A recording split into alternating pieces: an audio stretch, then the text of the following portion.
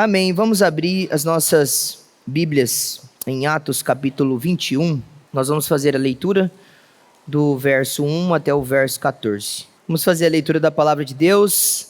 Ela diz assim: depois de nos separarmos deles, navegamos diretamente para a ilha de Cós. No dia seguinte, chegamos a Rhodes e dali fomos a Pátara. Encontramos um navio que ia para a Fenícia. Embarcamos nele, seguindo viagem. Quando a ilha de Chipre já estava à vista, deixando-a à esquerda, navegamos para a Síria e chegamos a Tiro, pois o navio devia ser descarregado ali. Encontrando os discípulos, permanecemos lá durante 7 dias. Movidos pelo Espírito, eles recomendavam a Paulo que não fosse a Jerusalém. Passados aqueles dias, saímos para continuar a viagem. Todos os discípulos, cada um com a sua mulher, os seus filhos, nos acompanharam até fora da cidade, e ajoelhados na praia, oramos. Despedindo-nos uns dos outros, embarcamos, e eles voltaram para casa. Quanto a nós, concluindo a viagem iniciada em Tiro, chegamos a Ptolemaida, onde saudamos os irmãos, passando um dia com eles. No dia seguinte, partimos e fomos para Cesareia. E entrando na casa de Filipe, o evangelista, que era um dos 7, ficamos com ele. Filipe tinha 4 filhas solteiras, que profetizavam. Demorando-nos ali alguns dias, veio da Judéia um profeta chamado Ágabo, que, aproximando-se de nós, pegou o cinto de Paulo, amarrando com ele os seus próprios pés e mãos, declarou: assim diz o Espírito Santo, é isto que os judeus em Jerusalém farão ao dono deste cinto, para entregá-lo nas mãos dos gentios. Quando ouvimos essas palavras, tanto nós como os daquele lugar, rogamos a Paulo que não fosse a Jerusalém. Mas ele respondeu: o que estão fazendo ao chorar assim e partir o meu coração? Pois estou pronto não só para ser preso, mas até para morrer em Jerusalém, pelo nome do Senhor Jesus. Como Paulo não se deixou persuadir, conformados dissemos: seja feita a vontade do Senhor. Amém. Vamos orar mais uma vez. Senhor nosso Deus, nós nos entregamos à dependência do Senhor nesse momento e pedimos que o Teu Espírito venha sobre nós e fale ao nosso coração, em nome de Jesus. Amém. Poder assentar. Bom, como nós vimos anteriormente, Paulo ele está a caminho de Jerusalém, né? Nós já vimos nas porções anteriores, na narrativa que Lucas está fazendo, principalmente focalizando no ministério do apóstolo Paulo, que ele dá essa ênfase muito clara de que Paulo ele era um apóstolo, que ele de fato ele sofria pelo evangelho, ele sofria pelo nome do Senhor.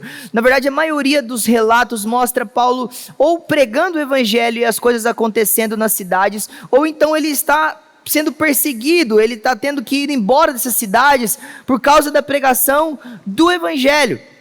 E agora, mais uma vez, ele está indo em direção a Jerusalém, saindo de Mileto, onde ele acaba de fazer o seu discurso aos presbíteros de Éfeso, e ele vai então até onde nós lemos, até a cidade, até Cesareia, onde depois ele vai, a partir dali, chegar então a Jerusalém. E uma vez que Lucas, ele focaliza boa parte do seu relato, do seu livro, na vida de Paulo, o que nós vamos ter agora, a partir do capítulo 21, é uma virada no livro de Atos. Porque agora nós não vamos ver mais relatos de igrejas sendo plantadas, igrejas nascendo, mas nós vamos ver um processo da onde Paulo ele vai ter que lidar com prisões, com perseguições, e o capítulo 21 é como se fosse essa dobradiça no ministério dele, onde ele está encerrando, ali por assim dizer, a sua terceira viagem missionária, E ele vai então agora para Jerusalém para enfrentar todos esses problemas, todas essas perseguições das quais ele já se deu conta e ele já anunciou para os presbíteros no capítulo 20, que o próprio Deus o havia comunicado esses sofrimentos. E mais uma vez no capítulo 21, ele é duplamente alertado sobre aquilo que ele vai enfrentar, né, na hora que ele chegasse em Jerusalém, que eram as prisões, que eram cadeias, que eram perseguições, e é isso que vai acontecer exatamente no livro de Atos. O livro de Atos vai mostrar Paulo partindo de prisão em prisão, de líderes a líderes, fazendo apelos, fazendo defesas, né, sendo interrompidos processos de julgamento, toda uma situação que mostra como que Paulo chega ao destino que ele já havia dito que ele queria, que era Roma, que ele não vai chegar lá livre como ele desejava, com uma comitiva missionária, mas ele vai chegar lá como um prisioneiro do Senhor Jesus, que é quando provavelmente ele vai escrever as suas epístolas da prisão, o momento em que ele escreve Efésios, Colossenses, Filipenses, Filemão. Então nós temos agora, a partir do capítulo 21, o relato dos últimos 10 anos praticamente do apóstolo Paulo. A estimativa é mais ou menos essa, do capítulo 21 até o capítulo 28, depois do próprio relato da morte dele, que nós não temos descrito, mas a tradição nos ajuda, nós temos 10 anos de história do apóstolo Paulo agora. E a pergunta que fica é, quando a gente olha para a vida do apóstolo Paulo, e esse homem que já viveu muitas coisas para o Senhor, que já se gastou pelo Evangelho, que já sofreu centenas de situações de rebeldia, de revolta, de ódio, de tentativa de morte. Quantas coisas esse homem passou, quantos sofrimentos, nós já vimos muitos deles no livro de Atos. Talvez agora seria um momento de Paulo pensar assim, não, agora é hora de eu me aposentar, de eu descansar, de eu procurar um lugar tranquilo, uma casa tranquila, e eu viver de sombra e água fresca, porque eu já fiz muito para Deus. E para que eu vou para Jerusalém, se lá pode ser que eu morra? Mas o que chama atenção é exatamente isso, né?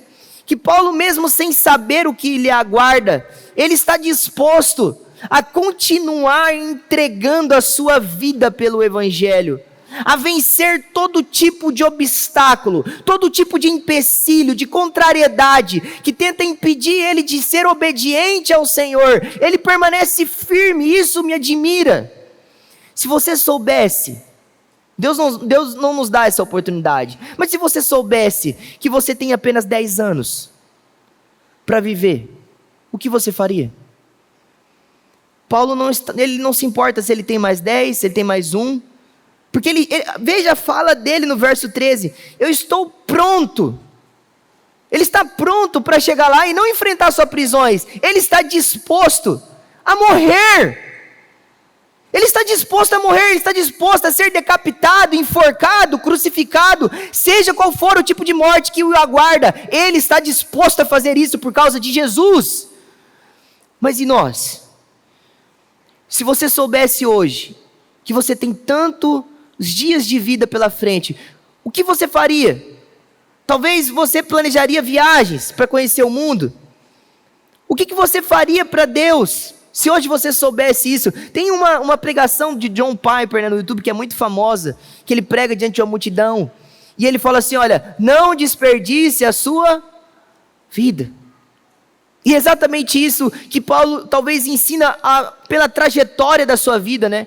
Que ele não tinha tempo para desperdiçar na vida dele com coisas fúteis nesse mundo. Ele queria se gastar ao máximo pelo Evangelho. E o capítulo de Atos 21, uma vez que esse homem ele tem essa convicção de servir a Deus dessa forma, ele vai mostrar para nós exatamente que esse homem, Paulo, assim como em outros momentos, mas principalmente agora, que ele está prestes a encarar muito sofrimento, ele está indo de encontro com o sofrimento, e ele sabe que ele vai sofrer, ele vai enfrentar muitos obstáculos, muitas coisas que vão ser como empecilhos para ele ser obediente a Deus. É isso que nós vamos ver hoje nesses 14 versos, né? Os obstáculos para a obediência. Paulo vai enfrentar pelo menos 4 deles.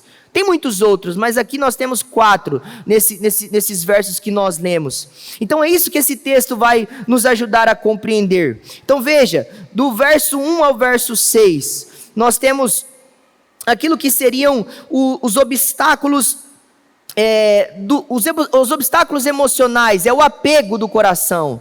Quando nós podemos nos apegar a pessoas ou a lugares. Essas coisas elas podem ser obstáculos para nós sermos obedientes ao Senhor. Uma segunda coisa é quando nós olhamos então do verso 7 ao verso 11, os obstáculos que nós podemos entender como as circunstâncias que nós podemos enfrentar na trajetória de ministério, de vida com Deus. Porque Paulo ele percebe literalmente, né, isso fica nítido no texto, que ele tem uma certeza dos sofrimentos.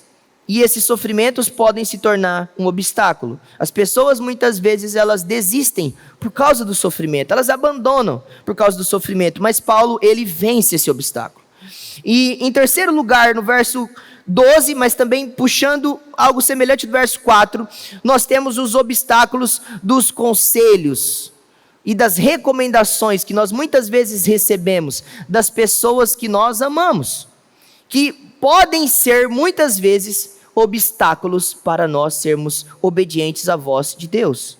E em quarto lugar, nós temos o obstáculo final, que é a nossa própria falta de convicção e a nossa falta de entrega total a Deus. Quando nós mesmos nos freamos por causa dessa falta de certeza, por causa desse conflito interno de saber aquilo que Deus quer de mim, aquilo que Deus quer de você na sua vida.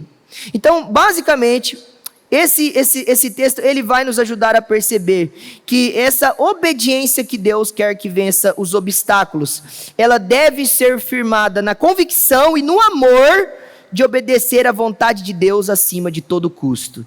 É isso que esses versos eles vão mostrar para nós. Então vamos observar essas coisas. Em primeiro lugar, nós vemos o quê? Os obstáculos emocionais. Do verso 1 ao verso 6 e também o verso 13, Paulo demonstra esse coração que sofre com essas despedidas, com essas partidas, né?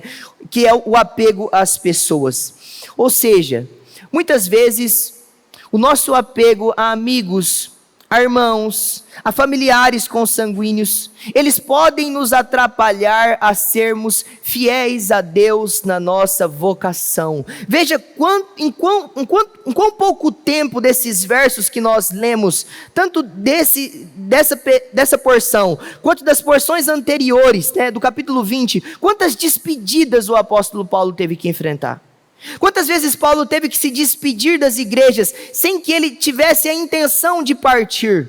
Paulo não queria ir embora de muitas dessas igrejas. Na verdade, se você retroceder um pouco mais no livro de Atos, você vai perceber que todas as vezes que Paulo sai das igrejas, ele não sai porque ele quer, ele queria continuar lá ensinando, pregando, mas ele tem que se despedir.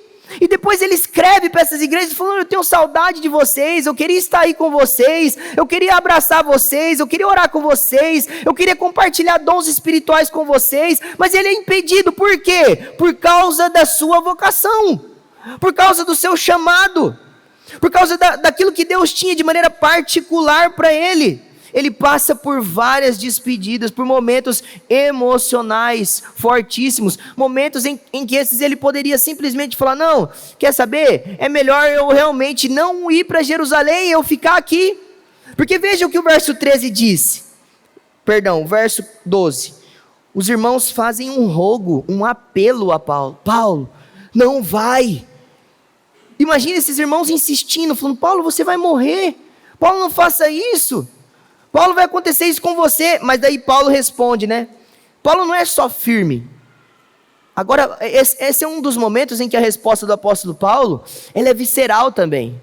Paulo mostra o seu coração, mostra a sua humanidade, porque ele também sofria com essas despedidas, mas ele permanecia obediente.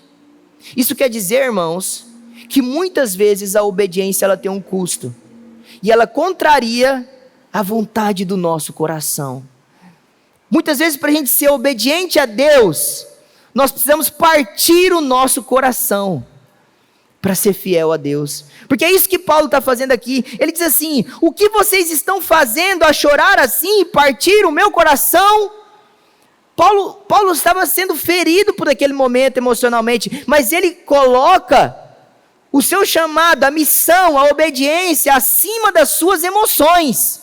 Ele obedece a Deus. Mas muitas vezes nós podemos ser inclinados a olhar para essas coisas, para o apego emocional, e esse apego emocional, ele pode muitas vezes competir com a vontade de Deus na nossa vida. Ora, Jesus exigiu isso dos seus discípulos também. Ele disse para os seus discípulos que eles deveriam renunciar coisas, renunciar pessoas, renunciar amores, renunciar sua própria vida. Então é isso que Paulo está fazendo aqui, ele está renunciando, ele está abrindo mão muitas vezes daquilo que talvez o seu coração quisesse. Na verdade, Paulo ele não olha só para os seus relacionamentos, ele olha para tudo e ele renuncia a tudo. Em determinada carta ele fala algo, ele usa uma expressão que parece absurda. Em Filipenses 3:8 ele diz assim: sim, deveras, considero tudo como perda. Ele está falando dos títulos, dos conhecimentos, das capacidades, das bênçãos, das coisas que ele poderia se orgulhar, e ele diz assim: essas coisas eu considero tudo como perda, por causa da sublimidade do conhecimento de Cristo Jesus, meu Senhor, por amor do qual perdi todas as coisas, e as considero como refúgio, para ganhar a Cristo. Refúgio é esterco. Paulo olha para tudo aquilo que muitas vezes os homens estimam como as coisas mais preciosas do mundo, ele fala assim: ó, isso comparado a Jesus é estrume, não é nada, eu perdi essas coisas por causa de Cristo. Veja que palavra forte de Paulo, como ele olha para as coisas, como ele mede o fato de viver para Cristo, morrer por Ele, sofrer por Ele, ser obediente a Ele, em detrimento dessas outras coisas que muitas vezes disputam o nosso coração. Então, quando a gente olha para essa primeira lição, nós percebemos que a vida cristã, ela nos proporciona grandes vínculos, mas ela também nos proporciona grandes separações difíceis, momentos de despedida. Pastores vão embora, pastores morrem, irmãos mudam, e a gente tem que se despedir muitas vezes de pessoas que nós amamos. Deus chama pastores para outros lugares, né? Deus chama obreiros para outros lugares. Muitas vezes nós temos que lidar com essas despedidas, e isso faz parte da vida cristã. E é isso que Paulo está fazendo aqui, por causa do chamado, por causa da necessidade de servir a Deus e cumprir o seu chamado. Ele faz isso, ele por causa do seu amor e a obediência ao Senhor. Uma outra aplicação importante para nós é que em algum momento nós seremos provados, irmãos, entre fazer o que nós queremos e cumprir a nossa vocação. Não pense você que não haverá conflitos na hora de você obedecer ao Senhor. Você vai sofrer conflitos para você obedecer a Deus. Vai chegar uma hora que o Espírito Santo, ele vai provar você. E você vai ter que escolher entre seguir o seu coração e fazer a vontade de Deus. Porque muitas vezes, não são poucas, os nossos corações anseiam coisas que são diferentes da vontade de Deus para nós. E existe um conflito, é uma guerra que é travada interna. E às vezes a gente tem que ser vencido pelo Espírito Santo, para se aquecer a sua vontade e perceber que a vontade de Deus ela é melhor do que a nossa. Mesmo que isso incorra por um breve tempo em sofrimento. E uma observação, quando eu falo isso, o texto não está dizendo que você tem que ser como Paulo, que tem que entregar a sua vida, que tem que morrer, que tem que ser preso, ou que tem que ir para lugares difíceis, ou passar por missões complicadas, porque nem todos são chamados para essa obra. Mas o texto extrai um princípio muito claro, entre a sua vontade e a de Deus. Seja qual área da sua vida, Deus vai confrontar a sua vontade, e às vezes Ele vai levar você a ter que escolher o que você vai viver. Se você vai viver o chamado de Deus. Uma outra coisa que não só apego às pessoas, mas é o apego também a lugares e comodidades, né? Você percebe que Paulo ele tem que enfrentar toda uma jornada para que ele cumpra a sua vocação. Paulo era um peregrino, ele não tinha casa, ele não tinha moradia fixa, ele não tinha um local para ele falar assim, não, esse local aqui é meu, aqui eu estou em casa, né? Embora ele tivesse a sua cidade, que relata que ele ficou algum tempo, mas depois do momento que ele se entrega ao ministério, Paulo se torna um pregador itinerante até a morte. Falou assim, daqui minha próxima parada é o céu, eu vou continuar até Cristo me levar. E Lucas, ele retrata isso de uma maneira que nem sempre isso fica claro, mas quando esse texto, né, já que Lucas ele é um historiador, ele é um hábil historiador, né, um médico, mas também um historiador que registra detalhes, ele vai mostrar o trajeto. Veja, talvez a gente olhe para essas informações e no primeiro momento foi exatamente essa minha sensação no texto, e pode ser a sua também. Para que saber que eles foram para a ilha de Cos, e foi para Rhodes, e foi para Patra, e depois para Fenícia? Porque esse monte de informação? Porque essas rotas, e aí você vai entender, eles faziam isso muitas vezes sob perigos, sob circunstâncias inóspitas. Eles tinham que esperar dias em lugares que talvez não eram o plano deles esperar. Eles queriam ir direto para o trajeto. Mas você vê que o texto vai dizer, por exemplo, que eles param em Tito e eles ficam 7 dias ali. Por quê? Porque o navio que eles estavam tinha que fazer uma descarga de encomendas que durava 7 dias. Então eles tinham que ficar lá. A bênção é que Deus preparou um lugar onde tinha igreja e irmãos, naquele ambiente onde eles puderam ser hospedados e acolhidos por familiares cristãos.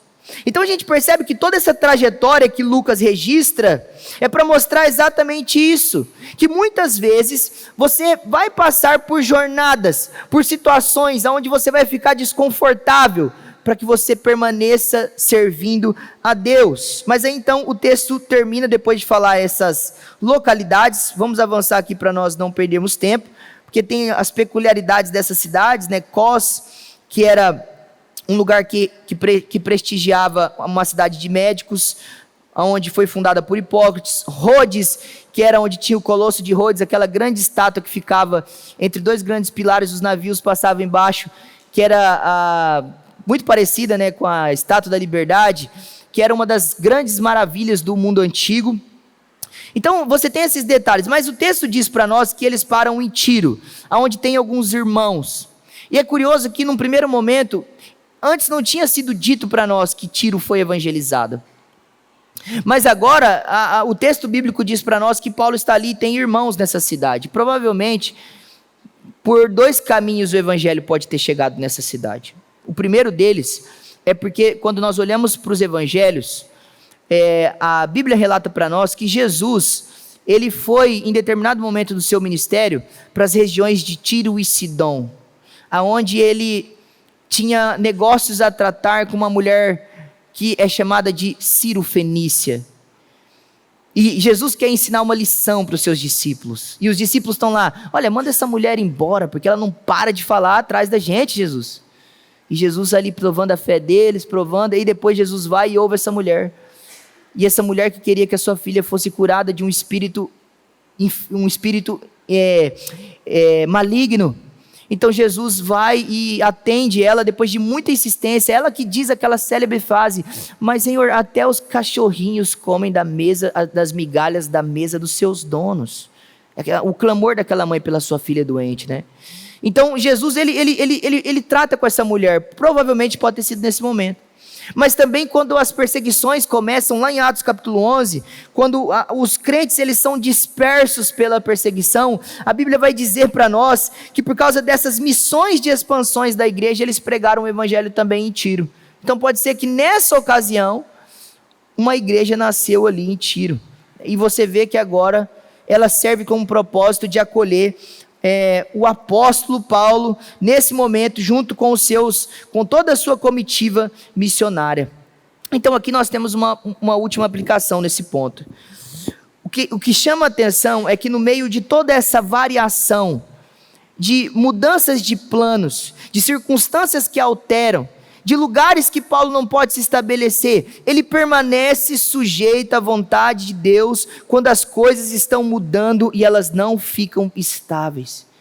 Nós muitas vezes somos tentados, irmãos, a abandonar o caminho da obediência, quando as coisas começam a ficar instáveis, quando nós começamos a passar por problemas, quando nós começamos a ser afetados pelos sofrimentos, pelo desconforto, quando Deus começa a trazer situações difíceis na nossa vida, coisas imprevistas, fora do nosso planejado, do nosso controle, nós somos tentados a não se sujeitar a Deus. Isso também é um obstáculo à obediência.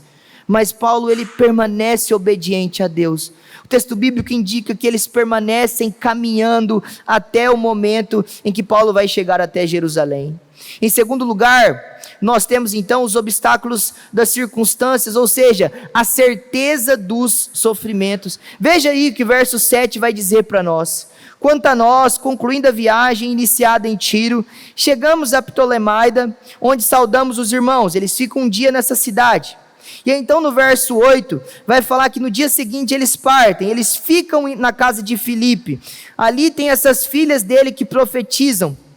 E depois ele fica ali mais alguns dias, até que o profeta Ágabo chega e entrega uma profecia para Paulo. O mesmo profeta que profetizou a fome de Jerusalém. Esse homem chega para profetizar, então, esse momento que Paulo vai enfrentar de sofrimento. Mas uma coisa que é importante aqui, quando a gente olha para essa certeza de que Paulo, ele vai sofrer. Ele vai sofrer. Uma aplicação importante. Às vezes, para que você permaneça no caminho da obediência, você precisa renunciar todos os confortos, todas as coisas que podem favorecer você. E é isso que Paulo está lidando aqui. Ele está diante de uma situação onde ele está sendo hospedado, mas depois ele ao mesmo tempo ele chega e ele recebe uma palavra dura e ele permanece firme. E ele continua renunciando todas as coisas, mostrando que o preço da obediência, ele não é barato. Mas antes de Paulo responder às proclamações que nós ouvimos, há algumas coisas interessantes aqui. Eles ficam hospedados na casa de Filipe. Quem que é Filipe? O próprio texto diz que ele é um dos 7, daqueles homens lá atrás que foram escolhidos como diáconos para servirem às mesas, cujos apóstolos falaram dos critérios que deveriam ser usados no capítulo 6 de Atos. Filipe era um desses homens.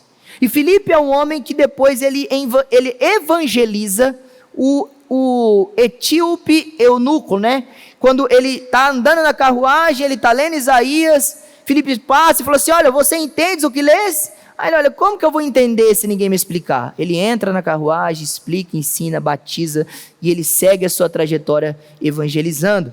Então ele é recebido por esses homens, Paulo é recebido por Filipe, e aí o texto bíblico diz essa coisa curiosa, né? Fala sobre essas filhas que profetizavam. Não vou entrar muito nisso aqui, mas uma coisa que é interessante, é que às vezes a gente olha para esse texto e fala assim, né, no primeiro momento fala assim, Deus, por que que o Senhor deu essa informação? Qual a relevância dela? Na verdade ela é problemática, porque agora eu tenho que explicar por que que estava tendo essas profecias. Elas profetizavam o quê? O que que é essa profecia, Deus? Mas é interessante que o foco principal do texto não é focar nas profetisas, mas o Espírito Santo, na sua providência, ele está nos dando uma informação dessas filhas de Filipe, que mais tarde na história da igreja, elas vão desempenhar um papel importante. Porque nos livros dos historiadores, Papias, que foi, se eu não me engano, discípulo dos discípulos de João, Eusébio de Cesareia, que também escreve um livro importante, eles vão entrevistar algumas dessas filhas de Filipe, que tinham 90 anos de idade, e vão dar informações, coisas que não foram registradas na Bíblia, eventos históricos, coisas do dia a dia, dos apóstolos, da convivência, que elas foram testemunhas oculares. Deus não registrou essas coisas como escritura, mas isso não significa que elas não foram verdadeiras. São histórias que também são verdadeiras, mas foram registradas na tradição, e só anos mais tarde, essas moças, elas vão ser lembradas novamente na história da igreja, na tradição. Então veja como que Deus, ele faz todas as coisas, pensando e conectando todos os eventos importantes. Isso é maravilhoso, porque quando a gente chega nesse texto, fala, Deus, isso aqui não tem utilidade para mim. Não tem, porque você vê que essas mulheres, elas foram importantes na história da igreja.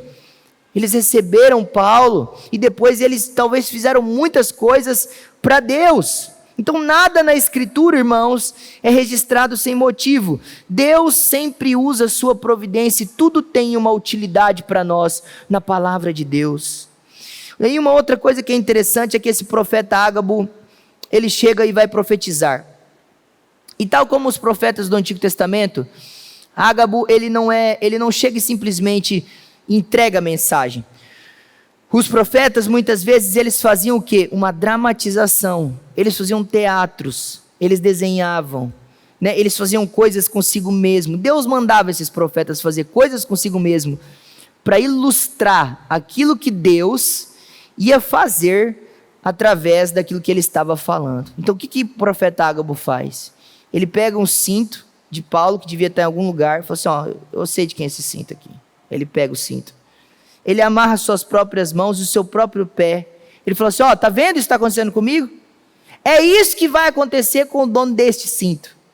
Porque ele será amarrado, preso, será entregue nas mãos dos gentios, coisas essas que vão acontecer. Então ele só está lembrando aquilo que Deus já havia dito que iria acontecer. E nós vemos que muitas vezes no Antigo Testamento essas coisas aconteciam mesmo, essas retratações visíveis, né? O profeta Aías, quando ele vai profetizar a divisão do reino após a morte de Salomão, ele rasga suas vestes. Falou assim, assim Deus vai fazer com esse reino, vou rasgar ele em dois. Deus mandou, irmãos, Isaías correr nu pela cidade. No capítulo 20 de Isaías, você vai ver que Deus mandou Isaías ficar nu. O texto bíblico fala, você vai mostrar suas nádegas. E você vai mostrar isso como vergonha. É isso que eu vou fazer com o Egito. É isso que eu vou fazer com essas nações. Ele começa a mostrar, por meio da sua própria vergonha, o que Deus vai fazer com as nações. Então veja, que coisa constrangedora. Deus fez Ezequiel fazer uma maquete do templo. Uma maquete do templo. Então você vê que muitas vezes Deus fazia essas coisas. Na verdade nós vimos esses dias atrás no Salmo 51, que Natã, antes de denunciar o pecado de Davi, o que ele faz? Ele conta uma historinha de um homem rico, um homem pobre, de uma ovelhinha que é morta. E aí ele denuncia o pecado de Davi. Então a gente vê que os profetas, eles tinham essas coisas, né? Então, parando aqui, algumas aplicações nesse ponto para nós. Apenas 3. Primeiro, mesmo que a gente fale dos obstáculos, mesmo que nós falemos das coisas que podem acontecer na nossa vida para nos impedir de obedecer a Deus, Deus ainda na sua bondade, Ele em meio a tantas adversidades do serviço a Deus, Ele nos concede bênçãos e refrigérios. Perceba que Paulo está lidando com os conflitos da jornada, Paulo está tendo que passar por momentos de despedida e de desapego, ele está muitas vezes tendo seu coração partido, porque ele precisa vivenciar a sua vocação, mas então nós vemos que não há só lutas nessas coisas. Nós percebemos que ele foi muito abençoado quando ele para em 3 lugares onde eles têm contato com outros irmãos da fé. Eles param em Tiro e ficam 7 dias lá. Ali eles se reúnem, eles comem, eles bebem, eles se alegram. Eles vivem em comunhão. Eles param em Ptolemaida também e ficam um dia. E agora eles estão na casa de Filipe, o evangelista, onde provavelmente também eles ficam ali, conforme o texto diz, alguns dias. E eles conversam, eles têm vida em comunhão, né? Eu fico imaginando esses homens ao redor da fogueira ali, cantando um louvor, Paulo contando experiências, Filipe lembrando e contando para Paulo, eu fui para tal lugar, preguei assim, lá aconteceu isso, e eles podendo compartilhar bênçãos, e isso enchendo o coração de todos eles. Quando nós desfrutamos de momentos como esses, isso é muito bom. Então a gente vê que Deus também abençoava eles no meio desses momentos e visitava eles. Muitas vezes também, irmãos, uma segunda aplicação aqui, a nossa vocação, ela vai ser provada, Deus tem um chamado para cada um de nós. Nós falamos isso hoje cedo com as mulheres. Deus tem dons que Ele distribui sobre a igreja, e Ele requer que esses dons eles sejam usados no corpo de Cristo, porque os dons são para isso. E em algum momento Deus vai requerir de você esses dons, Ele vai requerir o uso desses dons, e Ele vai chamar você para o serviço, Ele vai chamar você para que você sirva a Deus, para que você seja fiel a Deus, para que você permaneça, mesmo quando você tiver oportunidades de desistir. Ele vai dizer para você, permaneça, ou ele vai chamar você, faça, realiza. É isso que Paulo está passando, ele está sendo provado em todo esse caminho, né? Nós vemos, por exemplo, que Jesus, quando ele estava a caminho de Jerusalém, Marcos registra isso, ele alerta os seus discípulos dos seus sofrimentos, e no decorrer desse caminho, ele foi repreendido por Pedro. Sim, Jesus, não faça isso com você. Era uma espécie de provação, tanto é que Jesus falou assim, arreda-te, Satanás. Paulo vai ser provado nesses momentos, porque em Tiro, ele ouve os irmãos falando, não faça isso, Paulo. Em Cesareia, ele ouve os irmãos falando, não faça isso, Paulo. Não faça isso. E é onde nós entramos, então, no terceiro ponto, que são os obstáculos dos conselhos e das recomendações, muitas vezes que são insistentes, né? São relacionamentos espirituais, verdadeiros e piedosos, mas que acabam interpretando mal o nosso chamado, ou o seu chamado, e acabam te dando conselhos ruins, com boas intenções, mas conselhos ruins, dizendo coisas tais como esses irmãos falam, não faça isso, Paulo, uma vez que Deus disse, Paulo, faça isso. Paulo, faça isso. Paulo, sofra pelo evangelho. Paulo, morra por mim. Mas às vezes as pessoas vão dizer, não faça isso. Não sofra, não morra, não se entregue, se poupe. Você pode dizer isso para você mesmo. Não, eu tenho que me poupar. Eu não posso me gastar pelo evangelho, eu não posso sofrer. Eu preciso me conservar mais. Eu não posso desperdiçar minha vida nisso. Mas muitas vezes você pode ser essa pessoa, né? E nós encontramos essa reação emocional desses homens, porque Lucas, ele não tem vergonha de se expor. Você percebeu? Lucas está relatando aqui a sua própria vergonha, porque Lucas está no relato, irmãos. Ou você não percebeu o plural? Nós fomos, nós fazemos isso, nós fizemos aquilo. Lucas está dentro agora, ele é uma testemunha ocular, ele está vivendo cada um desses momentos, ele está ao lado de Paulo, e ele reconhece que ele errou, que ele falhou ao dizer para Paulo não fazer aquilo que o Espírito Santo disse para ele, faça. E às vezes, irmãos, e aqui vem uma aplicação importante, muitas vezes, os piores conselhos vêm dos mais chegados, que nos encorajam a evitar o sofrimento e o desconforto por causa do evangelho. Às vezes é o pai, às vezes é a mãe, às vezes é a esposa, às vezes é os filhos, às vezes é os amigos, às vezes são os irmãos da igreja, que nos desencorajam a fazer aquilo que Deus nos chamou para fazer fielmente, apesar dos sofrimentos. Mas muitas vezes isso acontece. Não poucas vezes, você vê, por exemplo, que no próprio exemplo de Jesus, né, Jesus estava lá pregando, ele não comia, não dormia. A família dele chega lá querendo interditar. Diz, não, ele perdeu o juízo, ele perdeu o controle, vamos interditar ele. Ele não pode viver assim. Pedro recomendou que Jesus tivesse autopreservação, nós já mencionamos. E Paulo aqui escuta coisas semelhantes. Eu não gosto muito de fazer isso, mas eu vou usar uma ilustração pessoal mais uma vez. Eu me lembro há muitos anos atrás, quando eu ainda tinha dúvidas do que eu ia fazer. E eu morava na cidade de Ilha Solteira, eu já tinha passado pela Peniel, já tinha voltado para casa, eu estava servindo, trabalhando. Eu trabalhava numa farmácia, eu estava lá trabalhando e eu não sabia o que eu ia fazer. E no dia então que eu decidi, que eu ia mudar para cá de recuperação de novo, não porque eu tinha usado droga, mas porque Deus estava me chamando para ser um pastor, e eu vim de lá, cru de teologia ainda, eu já era reformado, mas não sabia nada quase. Eu vim porque eu sabia que tinha um curso chamado Martin Busser, na época o irmão Fábio me falou. E eu vim nessa expectativa, eu vou para Peniel, eu vou morar na fazenda, eu vou estudar no Martin Busser, eu vou ser pastor lá. Então eu vim com esse sentimento, mas antes de eu vir, irmãos, um batalhão se levantou contra mim. E com todo respeito, eu falo isso hoje para minha família. A minha madrasta, ela barganhou uma faculdade de odontologia para mim, me ofereceu um carro. O coração balançou. A minha família disse que eu não tinha necessidade de seguir por esse caminho. Meu pai não me encorajou, minha mãe não me encorajou, as minhas tias disseram que eu ia ser pobre. Assim, você não vai ganhar dinheiro, você vai ser pobre, miserável. Falei assim, então tá bom, tia, se Deus está me chamando para ser pobre, vou fazer o quê? A minha mãe me levou chorando para Peniel, e quando ela chegou lá, um pastor disse para ela assim, desculpe, um pastor disse para minha mãe assim, minha mãe me entregou lá chorando, mãe, é melhor você perder o seu filho para o mundo ou para Jesus? Minha mãe ficou em silêncio. E muitas vezes, irmãos, nós não ensinamos os nossos filhos a querer se gastar pelo Evangelho. Na verdade, a gente quer impedir eles de fazer isso.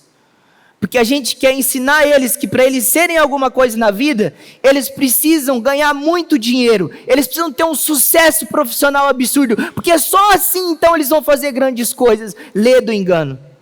Eles podem fazer essas coisas também para a glória de Deus e serem. Mas se hoje o seu filho chegar para você e falar assim, mãe, eu quero ser pastor, o que você vai dizer para ele? Você vai desencorajar o seu filho? Ou você vai falar para ele, filho, é a melhor decisão da sua vida, porque servir a Deus é privilégio. Se hoje a sua filha chegar e falar assim, mãe, eu quero me casar com um pastor, meu Deus, o que você vai falar para ela? Filho, não faz isso, é muito sofrimento. Então pense sobre isso, porque a sua resposta para essa pergunta, se um dia seu filho ou sua filha te procurar, ela pode mostrar onde está o seu coração. Se o seu coração está no reino de Deus, ou se o seu coração está só nas coisas desse mundo. Então, Paulo ele enfrenta todos os conselhos contrários àquilo que ele havia ouvido da parte de Deus, que Deus havia chamado ele para realizar. Ele estava sendo provado pelo Espírito Santo nesse momento, e ele foi aprovado porque ele permaneceu firme. Ele obedeceu a Deus o seu chamado. E por último, então, em quarto lugar, nós temos o obstáculo interno. Quando Paulo, ele pode titubear no seu chamado, mas ele mostra a sua convicção. Isso pode ser um obstáculo. Quando você não tem certeza para aquilo que Deus chamou. E essa é uma pergunta que eu te faço. Você tem convicção daquilo que Deus chamou você para fazer? Você tem certeza? Porque se você não tem certeza, você vai titubear, e quando os obstáculos surgirem, você vai fraquejar. Mas quando você tem convicção, certeza, não importa os obstáculos, não importa as circunstâncias, não importa o sofrimento, não importa aqueles que te apoiam, não importam aqueles que vão contra, não importa, porque você permanece obediente e fiel a Deus, porque é isso que no final importa. É você ter a convicção de que você está glorificando a Deus, sendo obediente a Ele acima de todas as coisas. E isso vai trazer verdadeira satisfação para o seu coração. Pode não resolver todos os seus problemas, mas vai te trazer satisfação. Porque você vai saber que você está seguindo aquilo que Deus chamou você para fazer. Nas palavras de Paulo, quando ele fala que ele está pronto para ser preso, que ele está pronto para morrer, há implicitamente coisas que podem muitas vezes nos frear. O medo de sofrer, o medo de perder ou desperdiçar a vida, ou gastar tempo fazendo coisas que talvez nós não vamos ter retorno nessa terra. Você pode ter medo, e isso pode ser um obstáculo. Você pode ter incerteza, você pode ter incredulidade, falta de confiança, de que Deus vai cuidar de você, de que Deus vai cuidar da sua família. Você pode muitas vezes ter o descomprometimento com aquilo que Deus te chamou para fazer. Paulo mostra que ele era comprometido. Paulo foi obediente ao chamado dele. E quando nós olhamos para a história bíblica, quantos homens que quando chegaram em momentos cruciais da sua vida, eles obedeceram a Deus. Noé obedeceu, Abraão obedeceu, Moisés obedeceu, Gideão obedeceu, Josué obedeceu, os profetas obedeceram, alguns reis obedeceram, alguns deles titubearam, levantaram questionamentos, obstáculos, mas Deus venceu todos eles e falou, não, você vai servir, você vai me servir. E o que chama atenção então é que Paulo ele está mostrando a importância de se sacrificar pelo Senhor, de se entregar a Ele, de abrir mão de coisas que talvez você não abriria, mas por causa de Deus você abre mão. E antes das aplicações finais, eu quero ilustrar isso com uma história que eu também gosto muito, de um missionário chamado Jim Elliot. Talvez você já tenha ouvido falar sobre ele. Se eu não me engano, a esposa dele, que tem sobrenome Elliot também, eu não lembro o primeiro nome, ela tem livros, Elizabeth Elliot, ela tem livros na Editora da Fiel, ela tem livros lá. E Jim Elliot, ele se formou teologia junto com Russell Shedd, que foi missionário para o Brasil, veio para o Brasil ser missionário. E Jim Elliot, quando ele se formou, e aí começou as distribuições de onde que eles iam ser missionários, ele se formou em teologia, ele decidiu que ele ia para o pior lugar possível. Ele foi para o Equador, para as tribos Aucas. Nenhum missionário nunca teve sucesso. Na verdade, todo estrangeiro que tentava se conectar com esses homens, eles morriam, eles matavam estrangeiros. E Jim Elliot, com mais 4 missionários, eles começaram a tentar contatos com esses homens. E quando ele começou a corresponder em cartas com alguns dos seus tutores, os seus tutores disseram para ele assim: Jim, não seja tolo, porque você vai perder a sua vida aí. Você é um jovem, cheio de potencial para servir a Deus. Volte para cá, você tem um ministério promissor, você pode cuidar de uma igreja, você pode se tornar um grande teólogo, um grande escritor. Não fique aí, Jim, aí você vai morrer. Você vai morrer aí, Jim. E ele morre. Tem um filme, inclusive, que retrata essa história. Eles estão num rio tentando fazer contato e eles são mortos com lanças. As lanças atravessam eles e eles tinham armas para se proteger. Mas eles decidiram não atirar para não fechar a porta de contato com aqueles homens, para que outros missionários pudessem continuar tentando. E anos mais tarde, depois de Jimmy morrer, Elizabeth Elliot continua essa missão e eles conseguem contato. E eu não tenho certeza, isso eu vou falar, mas eu não tenho certeza. Mas se eu não me engano, um dos filhos do Jim Elliot, ele vai participar do batismo, na hora de descer as águas, do homem que atirou a flecha no pai dele. Porque eles se convertem. Essa tribo foi salva. Porque Jim Elliot decidiu se sacrificar pelo reino de Deus. E ele morre por causa do reino, para cumprir obedientemente o seu chamado.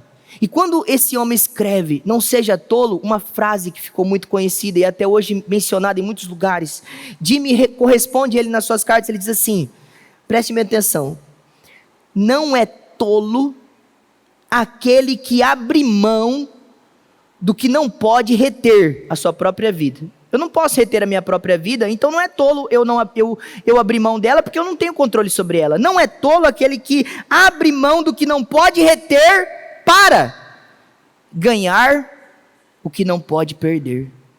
Ele está falando da eternidade. Não é tolo aquele que abre mão do que não pode reter para ganhar o que não pode perder. Então ele diz essa frase, e ele entrega a sua vida e ele morre.